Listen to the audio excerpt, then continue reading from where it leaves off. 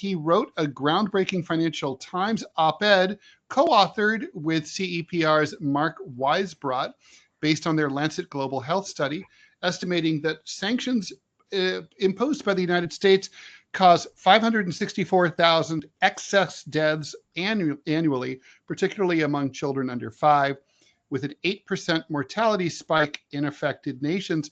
Francisco, thank you so much for joining us here on DeProgram. Good afternoon, Ted. John, thank you for having me on the show. It's a real pleasure.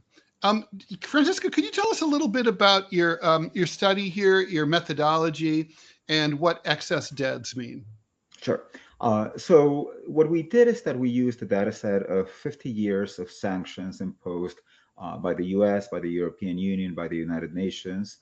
And we looked not just at the correlation, but actually at the causality going from sanctions to changes in age-specific mortality rates. And what that means is that we measured mortality in each of these affected countries for 7 different age categories: neonatal, 0 to 1, under 5, child, adolescent, adult, and older persons.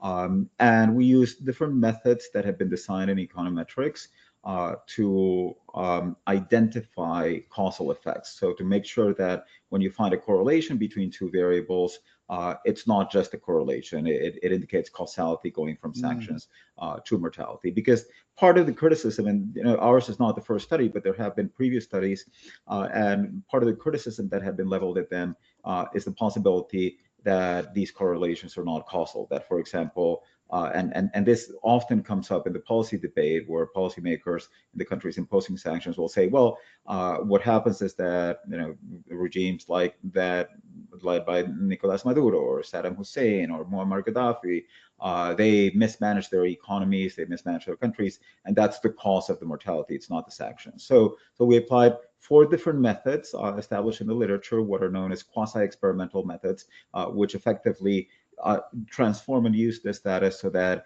it can give you answers that approximate the reliability of those that you would have if you were able to conduct experiments, which of course you can't conduct with policy data.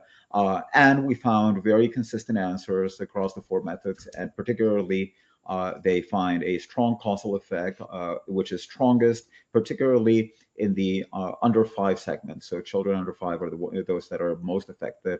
Also, older people between 60 and 80 years of age. We find increases which range as high as 8% increase in mortality in the affected countries, again, in that segment of under 5. And we also quantify the effect on deaths of all sanctions imposed by the UN, the US, and the EU, and particularly the estimate that is our central estimate. Also, we have several different models in the paper, but the one that we present as a central estimate is the effect of unilateral sanctions imposed either by the US or the EU. Over the course of the past decade, we estimate that they have caused 564,000 deaths annually, which is comparable to the death toll from armed conflict during that same period.